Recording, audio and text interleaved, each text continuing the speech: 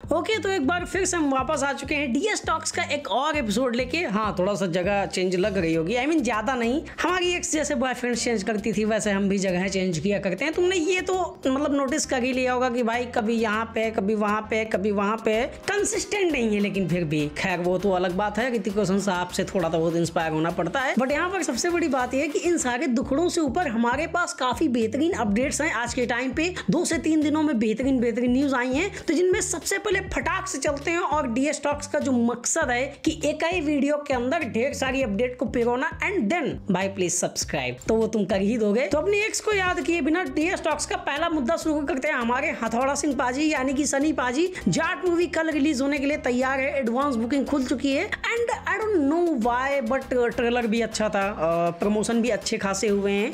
Even कि उसके जितने भी एसेट्स आए वो प्रॉमिसिंग लग रहे थे, बट एडवांस बुकिंग अब में भी उन्होंने लेट खोली है इसलिए, बट उतनी प्रॉमिसिंग लग नहीं रही है। ऐसा लग नहीं रहा है कि मूवी बहुत बड़ी ओपनिंग लेने वाली है। फिल्म की एडवांस बुकिंग अभी के टाइम पे 1 करोड़ के आसपास पहुंची है, विद ब्लॉक सीट्स लगभग 3 करोड़ के आसपास, जो कि एक बहुत अच्छा नंबर नहीं है। हालांकि यहाँ पर एक चीज और कंसीडर करनी चाहिए कि फिल्म किसी हॉलीडे पे रिलीज नहीं हो रही है, सो मे बी अभी सैटरडे संडे को पिक करे। और सबसे बड़ी बात यह है कि अगर मूवी का वर्ड ऑफ माउथ अच्छा रहा, जो कि कुछ इनसाइड से रिपोर्ट है कि भाई बहुत अच्छी फिल्म है, ट्रेलर से भी लग रहा था, तो भाई हो सकता है कि काम हो जाए मूवी का एंड हमारे सनी पाजी फिर से एक गदर 2 वाले फॉर्म में तो नहीं बट एक हिट मूवी तो जरूर दे दे। जब हिट मूवीज की बात आ ही गई है तो हम रेड 2 की भी बात कर लेते हैं, जिसके हिट होने के काफी चांसेस लग रहे हैं। ट्रेलर देखा मैंने, रिएक्ट भी किया, उसको तुम देख भी सकते हो मेरे सेकंड वाले चैनल पे। एंड एक्चुअली ट्रेलर काफी थ्रिलिंग लग रहा है। रितेश देशमुख वर्सेस अजय देवगन, वो जो बैटल है वो एपिक होने वाली है, इस चीज की गारंटी ट्रेलर देता है। एंड सबसे बड़ी बात है कि पार्ट 1 के अंदर विलन का पोर्शन काफी बेहतरीन था, यानी कि हमारे सौरभ शुक्ला सर। एंड इस पार्ट में भी लग रहा है कि ये बैटल एकदम बराबर के लेवल की होने वाली है, क्योंकि रितेश देशमुख एक अलग ही तरह का कैरेक्टर प्ले कर रहे हैं एज ए पॉलिटिशियन। वो बहुत ज्यादा सूट कर रहे हैं अपने रोल्स में। एंड ये बंदा जब सीरियस होता है तो पता नहीं क्यों मुझे अंदर से ही थोड़े ऑर्गेज़म आने लगते हैं। हाँ, वो फिल्मी दीदी की तरह नहीं, बट थोड़े बहुत आ जाते हैं। सो बेसिकली ट्रेलर मुझे काफी बेहतरीन लगा, स्केल वाइज भी इसमें काफी इंप्रूवमेंट हुआ है। And when we are talking about कि भाई हम किसी फिल्म का सीक्वल बना रहे हैं, सेकंड पार्ट बना रहे हैं, तो वो हमेशा मैं एक्सपेक्ट करता हूँ कि वो उससे एक लेवल ऊपर जाएंगे एंड फर्स्ट पार्ट का वो टच नहीं भूलेंगे।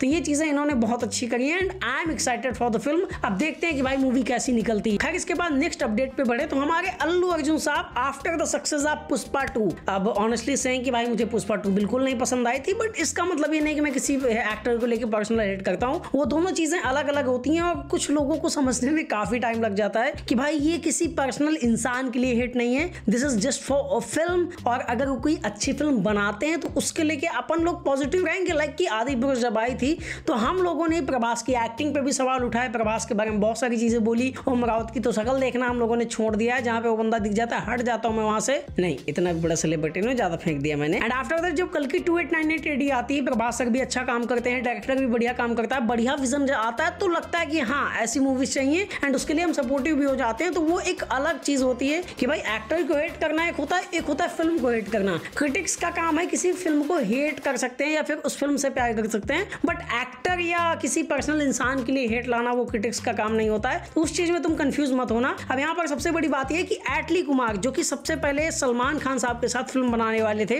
एटली 6 नाम से प्रोजेक्ट, जिसकी अनाउंसमेंट आज से 1 साल पहले हो गई थी हिमेश मानकंड के एक आर्टिकल के जरिए कि सलमान खान साहब के साथ एटली की नेक्स्ट मूवी आने वाली है, जो कि 2 हीरो फिल्म होगी।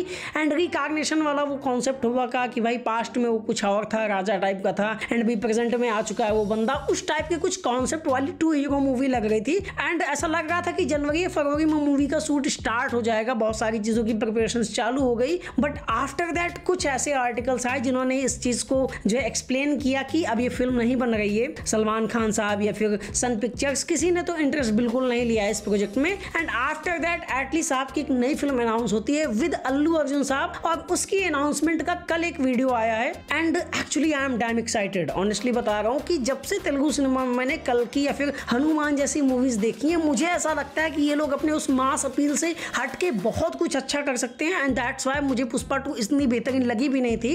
एंड यहाँ पर ये चीज क्लियरली दिख रही है उस वीडियो के अंदर कि ये लोग थोड़ा सा हटके और बियॉन्ड जाने वाले हैं, अपनी बाउंड्रीज को क्रॉस करने वाले हैं। लोला वीएफएक्स कंपनी है जिसने कल की 2898 AD, इंडियन 2, इंडियन 3, इवन की एवेंजर्स एंड गेम जैसी मूवीज में वीएफएक्स का काम किया है। उस कंपनी के साथ ये लोग कोलैबोरेशन करने वाले हैं, जिसका वीडियो में देखने को भी मिलता है। एंड एंड सबसे बड़ी बात यहाँ पर ये कि जिन फुटेजेस को उन्होंने दिखाया है उसके हिसाब से मूवी के अंदर काफी हैवी मात्रा में मोशन कैप्चर टेक्नोलॉजी का यूज होने वाला है। एंड लास्ट टाइम हमने आदिपुरुष में सबसे ज्यादा देखा था। मतलब चलो पॉजिटिविटी जिंदा रहनी चाहिए। पता नहीं ऐसी सिचुएशंस में ये मूवी हमेशा आगे क्यों नहीं आ जाती है, बट यहाँ पर सबसे बड़ी बात ये कि इस कोलैबोरेशन से लग रहा है कि वो लोग थोड़ा सा बेहतरीन और बड़े लेवल पे कुछ करने वाले हैं। एंड आई एम एक्साइटेड कि अगर वो कुछ हटके बना रहे हैं तो भाई फिर टिकट के पैसे अभी ले लो, बस देखना है कि भाई डिलीवर कर लेते हैं कि नहीं। क्योंकि खैर इसके बाद लास्ट बट नॉट लिस्ट हम बात करने वाले हैं ग्लोबल सुपरस्टार SRK साहब की नेक्स्ट मूवी किंग के बारे में, जो कि डिले होती जा रही है। Siddharth Anand and the story writers like कि भाई अभी ठीक करके देता हूं, और वो इस चक्कर में काफी देर कर रहे हैं। हालांकि देर आए और दुरुस्त आए, बस इतना ही हम कामना करते हैं। अब यहाँ पर सबसे बड़ी बात यह कि मूवी का जो शूट है वो प्रॉपर तरीके से अगले महीने से शुरू होने वाला है, confirmed by director Siddharth Anand. हाँ, एक आर्टिकल आया था जहां पर मेंशन किया गया कि मूवी की ये चीजें होने वाली हैं, तो सिद्धार्थ आनंद ने खुद ही ट्विटर पर रिप्लाई देके बताया कि ऐसा नहीं है, और उन्होंने एक डेट लिखी है मई। अब यहाँ पर सबसे बड़ी बात यह है कि कुछ सोर्सेस ने बताया था कि दीपिका पादुकोण मैडम का इस मूवी के अंदर भी कैमियो होने वाला है।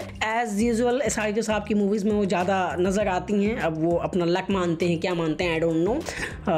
पठान में तो थी ही, उसके बाद जवान में भी 15-20 मिनट के लिए आ गई थी, और आफ्टर दैट अब इस फिल्म के अंदर भी आएंगी और सुहाना खान की वो मम्मी का रोल प्ले करेंगी। अब इससे एक चीज तो क्लियर हो गई कि इस मूवी के अंदर SRK साहब as bad as Vikram Rathore ही नजर आएंगे, जो कि हमने जवान में देखा था। एंड ऑनेस्टली बता रहा हूँ, कुछ भी बोलो तुम, शाहरुख खान साहब का वो एरा भाई मजा आता है, दिलवाले टाइप का, या फिर जिस तरह की मूवीज उन्होंने बनाई है पहले, उनका वो क्लीन सेव लुक अभी भी मुझे पसंद आता है। बट जो चीज मैंने वो विक्रम राठौड़ के कैरेक्टर के अंदर देखी थी ना, मैं उसे और देखना चाहता हूँ। इवन कि मैं चाहता हूँ कि अगर जवान का सेकंड पार्ट बने तो उस कैरेक्टर को ज्यादा हाईलाइट किया जाए, क्योंकि SRK साहब वो जो इस वाले मोड पे आए ना, वो बहुत ज्यादा बैडएस और बेहतरीन लगते हैं। एंड अगर किंग के अंदर हमको उतने ही एज का कोई कैरेक्टर दिखाया जाता है, मे बी डिफरेंट लुक हो किंग, क्योंकि हमें पता ही है कि ये एक भाई गैंगस्टर की कहानी होने वाली है, जो कि अपनी बेटी को या फिर किसी का मेंटर बन के आएगा, ऐसी कुछ कहानी है। बदला लेने के लिए बहुत हाई कॉन्सेप्ट, बट हाँ अभी स्टोरी इसकी काफी चेंज कर दी गई है, बिकॉज आपकी पहले ये फुली फोकस्ड होने वाली थी सुहाना खान के ऊपर। फिर SRK साहब ने कोई मूवी देखी होगी, हर चीज तो नहीं, मेरे ऊपर फोकस करो, भले ही बेटी मेरी है, लॉन्च कर दूंगा साथ में, बट स्टिल फोकस मेरे ऊपर होना चाहिए। एंड एक्चुअली होना चाहिए, 2 से 3 साल बाद अगर पिक्चर आ रही है बंदे की, तो इतना डिजर्व करते हैं कि बंदे का स्क्रीन टाइम ज्यादा हो, कुछ तो ज्यादा मिले कम से कम। खैर मूवी का शूट जो है नेक्स्ट मंथ से स्टार्ट हो जाएगा। एंड सबसे बड़ी बात यहाँ पर ये कि इसकी म्यूजिक कंपोजर को लेके भी अभी एक अपडेट आने वाली है। अब वो पता नहीं कि अनिरुद्ध साहब होंगे या फिर विशाल शेखर, बट मैं दिल से चाहता हूँ कि अगर वैसी कोई मूवी बन रही है तो फिर अनिरुद्ध को लाना चाहिए, लेकिन उनसे एक चीज बोल के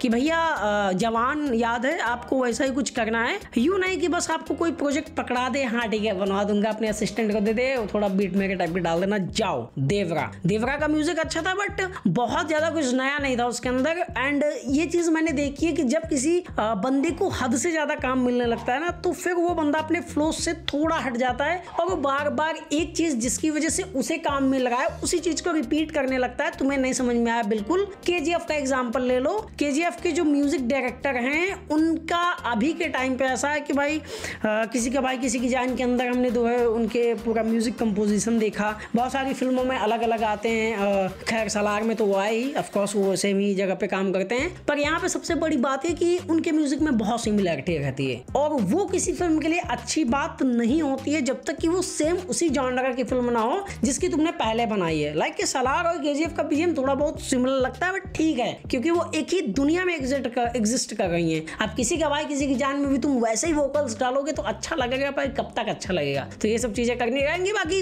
तुम्हारा इन सब चीजों के बारे में क्या कहना है, तुम कमेंट सेक्शन में बताओ। नया सेटअप के बारे में क्या कहना है, नया क्या है इसमें, 2 लाइटें लगा के क्या। खैर तुम चैनल को सब्सक्राइब कर दो। नए से याद है, शर्ट मेरा नया है बाबू, तो चैनल को सब्सक्राइब कर लो। मिलेंगे किसी अगले वीडियो में। ओके बाय, जय हिंद, लव यू ऑल।